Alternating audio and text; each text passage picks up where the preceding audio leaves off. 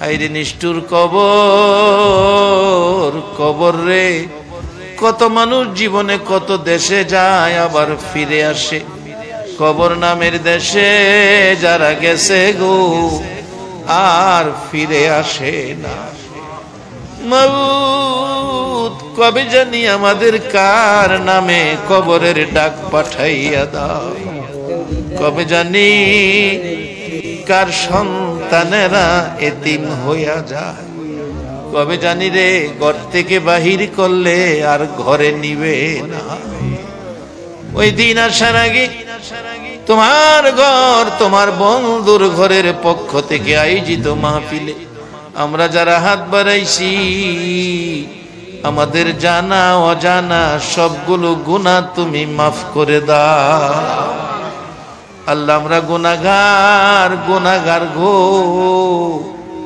আমরা গুনাহ করেছি, আমরা তো জানি না কেমনে তোমারে ডাকলে ক্ষমা দিবা।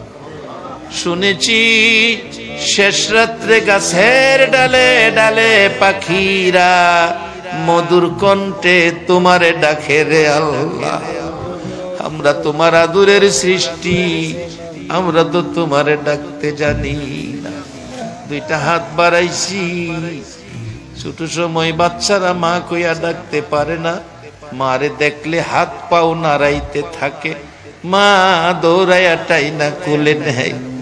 আমরা ডাকতে জানি না, দুইটা হাত বাড়াইছি রে আল্লাহ। কে কত গুনাহ করেছি, কে মেয়ে কে পুরুষ, কাউরে কিছু কইও না। আজকের মাহফিলে আমাদের জানা অজানা সবগুলো গুনাহ মাফ করে দাও আল্লাহ। আরেকটা দরখাস্ত, তুমি রাগ হইও না, তুমি রাগ হইলে আমরার মনের দুঃখ কার কাছে বলবো। আজকের মোনাজাতে যারা হাত বাড়াইছে রে, মেয়ে বুঝি না পুরুষ বুঝি না, কার জানি মানাই রে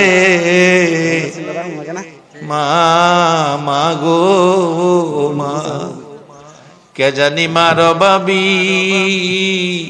কে জানি বাবার অভাবী আজকের মোনাজাতে হাত বাড়াইছে।